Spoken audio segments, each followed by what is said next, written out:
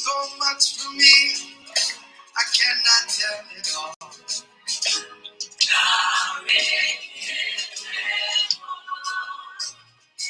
If I had 10,000 tongues, still wouldn't be enough. Let me ask you, have you ever felt stuck? Have you ever felt so overwhelmed or unsure of how to take the next step in your life, in your business? What if I told you God has already provided the ultimate blueprint for your breakthrough? That's what we're going to talk about today. Today, we're going to dive into the biblical wisdom and how it can help you unlock your clarity and unlock your purpose and have divine favor in your life and your business journey. So make sure you tune in, grab a pen, grab a paper. Welcome. My name is Kathy McReynolds, and we are with Bible Business Academy, where our goal is to help you build your business with biblical principles. You can go to BibleBusinessAcademy.com, BibleBusinessAcademy.com, and give you guys a chance to share to someone that you know that needs that blueprint from God and also needs that breakthrough. All right, y'all. Y'all know how we do it. It is Wisdom Wednesday. Let's get our praise and worship on while you go ahead and hit that share button. Let me know where you're tuning in from also. Let me know if you're catching this during the live or replay. And is there something that you want to talk about, that you want to know more about? Let us know that as well in the comments. And don't forget to sign up at BibleBusinessAcademy.com. We're going to get started in just a second here, y'all. Enjoy this praise and worship this morning.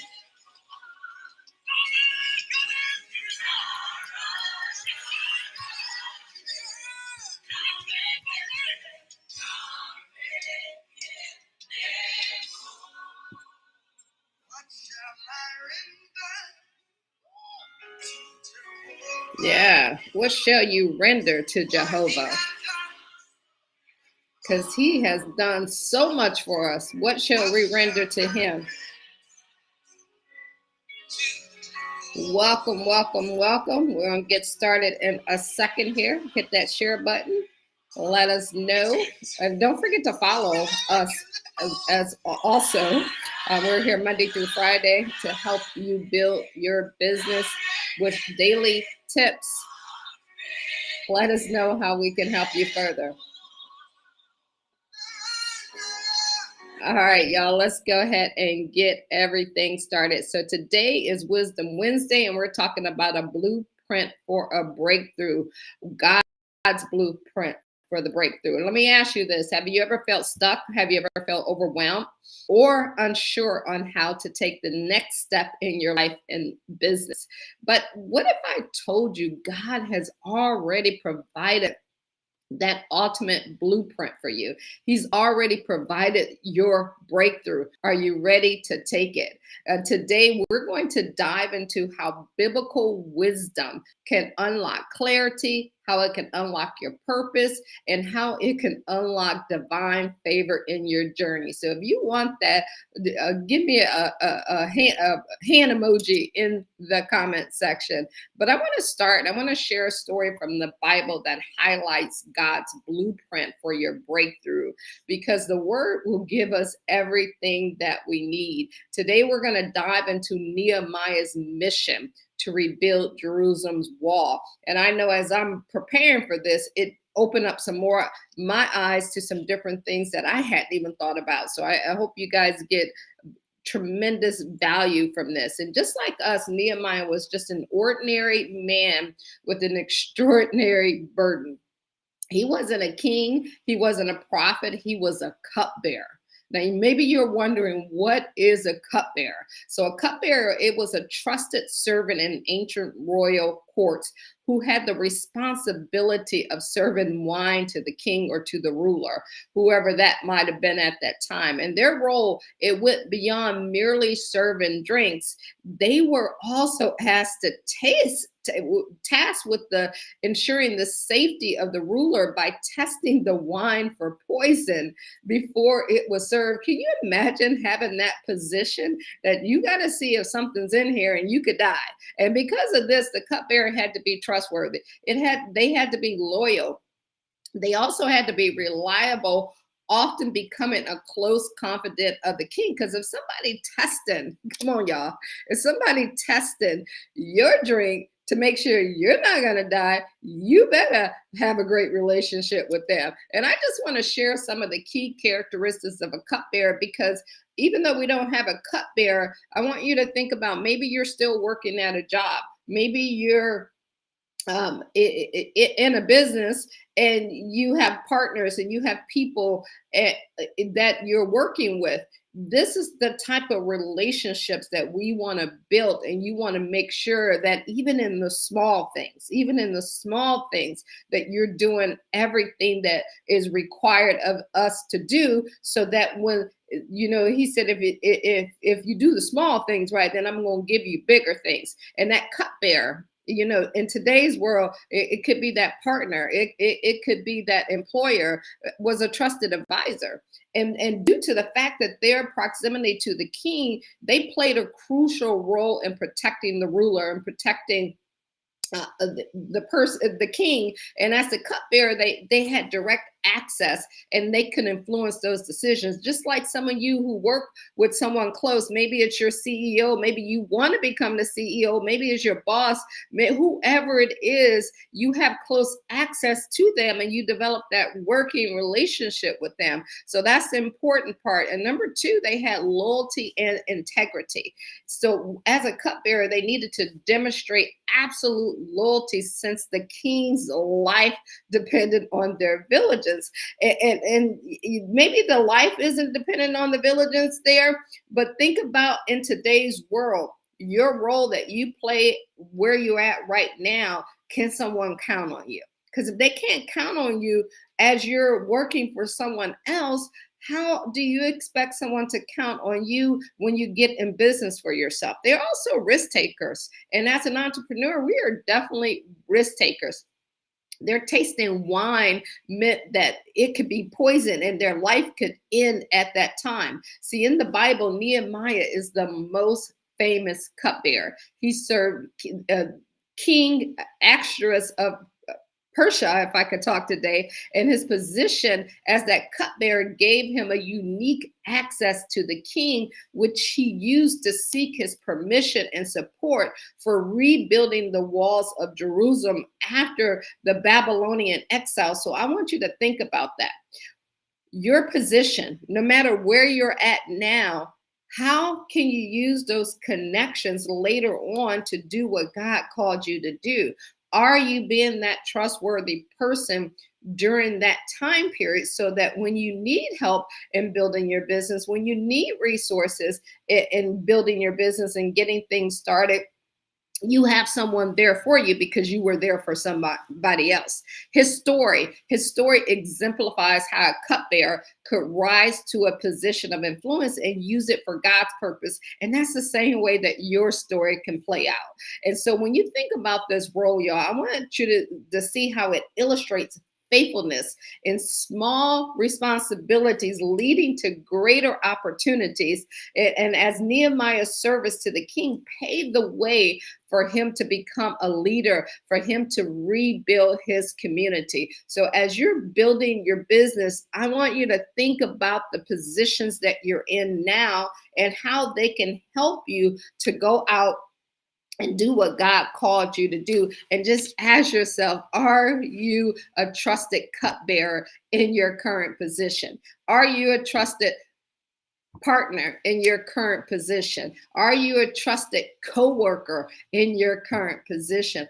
All of this is important, because if he can't trust you where you're at to do the job that you're doing, how is he going to trust you to do what he called you to do? And you think of Nehemiah. Nehemiah was a man of integrity. He was a man who had a heart to make God happy. So when he heard about the ruins of Jerusalem, he felt called to act. And that's the starting point of a great business. You're called to act on something that's a problem that you want to fix, not just for money, but you want to fix it because you know that's what God called you to do and it's the right thing to do. But be like Nehemiah. Instead of rushing into action, guess what he did?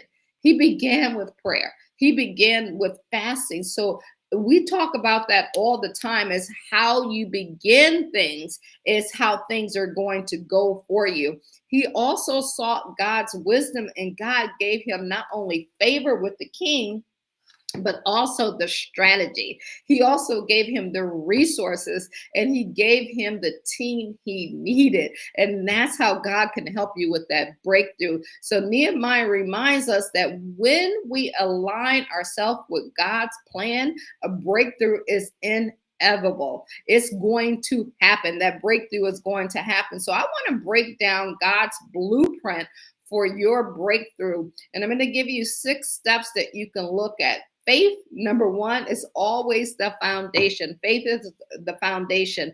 Proverbs 3:5-6 reminds us to trust in the Lord with all of our heart. Faith is that anchor that ensures that we rely on God's plan, not our own understanding. Lean not in your own understanding, right? Number 2, y'all, preparation through prayer. You prepare through prayer. Nehemiah shows us the power of prayer. Before you take any action, just like him, he sought God's guidance, and that's what you want to do. Also, just ask yourself, are you praying over your plans? Or are you rushing ahead without consulting God? That's the important part. Pray over your plans and consult God first. Number 3 is strategic planning. Proverbs 21:5 says the plans of the diligent lead to profit. And breakthrough doesn't happen it happens as a result of careful planning. So you want to make sure that you're planning, and that planning should also be inspired by God's wisdom. Number 4 is community and support.